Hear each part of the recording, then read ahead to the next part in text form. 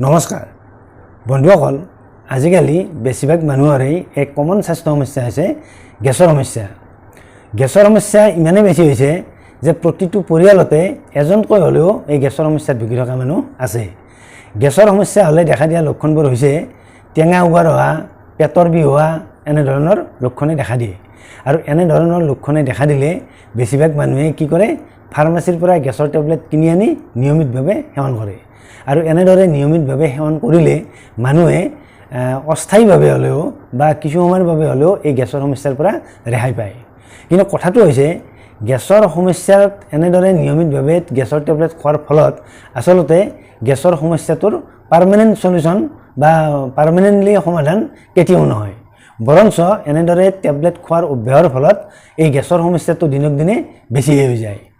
কিয়নো এনেদৰে গেছৰ সমস্যা হোৱা মানুহ এজনে যিজনে নিয়মিতভাৱে টেবলেট খাই এই গেছৰ সমস্যাৰ পৰা ৰেহাই পাইছিল, তেওঁলোকে যদি গেছৰ সমস্যা হ'লে টেবলেট খোৱা বন্ধ কৰি দিয়ে, তেতিয়া তেওঁ গম পায় যে আচলতে তেওঁ এই নিয়মিতভাৱে গেছৰ টেবলেট খোৱাৰ ফলত গেছৰ সমস্যাটো তেওঁৰ দিনক দিনে বেছি হৈ গৈছে।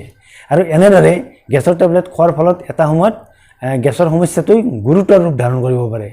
সেইবাবে এই গেছৰ সমস্যাৰ পৰা ৰেহাই পাবলৈ হ'লে আচলতে গেছৰ টেবলেট সেৱন কৰাটো কোনোপধ্যেই সঠিক নিয়ম হ'ব নোৱাৰে। চিকিৎসা বিজ্ঞানীসকলে কৈছে যে গেছৰ সমস্যাৰ মূল কাৰণবিধেই হৈছে আচলতে সঠিক জীৱনশৈলী গ্ৰহণ নকৰাটো। আৰু চিকিৎসা বিজ্ঞানীসকলে এই গেছৰ সমস্যাৰ কেইটামান কাৰণ নিৰ্ণয় কৰিছে। ইয়াৰে 1 নম্বৰ কাৰণ হিচাপে কৈছে যে মানুহে ৰাতিৰ আহাৰ বা ৰাতিৰ খাদ্যভাগ দেৰিকৈ গ্ৰহণ কৰাটো আৰু দেৰিকৈ গ্ৰহণ কৰাৰ লগে লগে শুই দিয়াটো। গতিকে চিকিৎসা বিজ্ঞানীসকলে প্ৰধানকৈ চিনাক্ত কৰা গেছৰ এই মূল কাৰণটো হৈছে ৰাতিৰ আহাৰ দেৰিকৈ গ্ৰহণ কৰা আৰু খাদ্য গ্ৰহণ কৰাৰ লগে লগে শুই দিয়া। অৱশ্যে ইয়াৰ উপৰিও আৰু কেইটামান কাৰণৰ কথা কৈছে। তাৰ ভিতৰত আন এক কাৰণ হৈছে যে প্ৰয়োজনতকৈ খাদ্য বেছিকৈ গ্ৰহণ কৰা। তাৰপিছত আন এক কাৰণৰ কথা কৈছে যে পানী দিনটোৰ ভিতৰত যিমানখিনি পানী সেৱন কৰিব লাগে সিমানখিনি পানী সেৱন নকৰা, অৰ্থাৎ কমকৈ পানী সেৱন কৰা। তাৰপিছত আন এক কাৰণৰ কথা কৈছে যে যিসকল মানুহে অলপ বেছি টেনশ্যনত থাকে বা আহাৰ গ্ৰহণ কৰাৰ সময়তো টেনশ্যন লৈ থাকে বা খং উঠি থাকে, তেওঁলোকৰ এই গেছৰ সমস্যাটো অলপ বেছি হয়। গতিকে এনেধৰণৰ কেইবাটাও কাৰণ চিকিৎসা বিজ্ঞানীসকলে চিহ্নিত কৰিছে।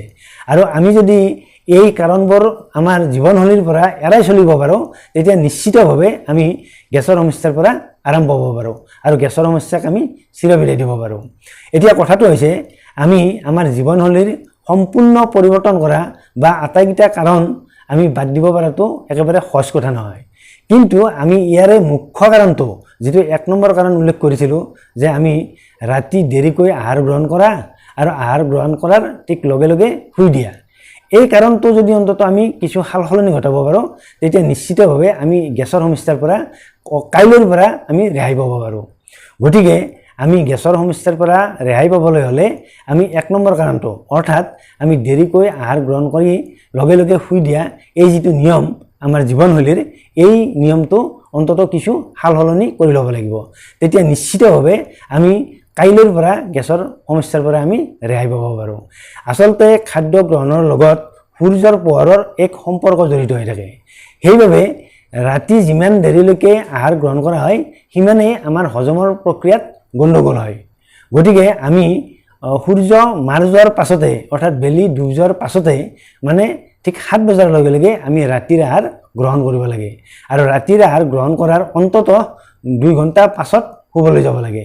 তেতিয়া আমাৰ টোপনি মাৰিবলৈও আমি যথেষ্ট সময় পালোঁ আৰু আমি আমাৰ ৰাতিৰ আহাৰভাগ আমি ভালদৰে আমাৰ হজমো হয়।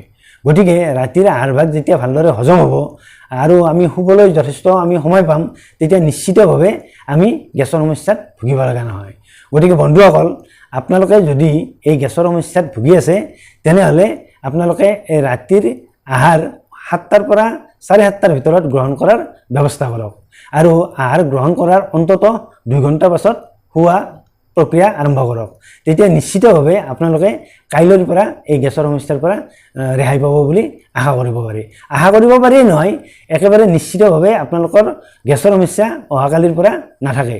আৰু আপোনালোকে এই পদ্ধতিটো গ্ৰহণ কৰি চাওক। গ্ৰহণ কৰি চাই যদি আপোনালোকে গেছৰ সমস্যাৰ পৰা ৰেহাই পাইছে তেতিয়াও আপোনালোকে কমেণ্ট বক্সত কমেণ্ট কৰি জনাব, আৰু যদি ৰেহাই নাপায়ও তেনেহ'লে আপোনালোকে কমেণ্ট বক্সত কমেণ্ট কৰি জনাব।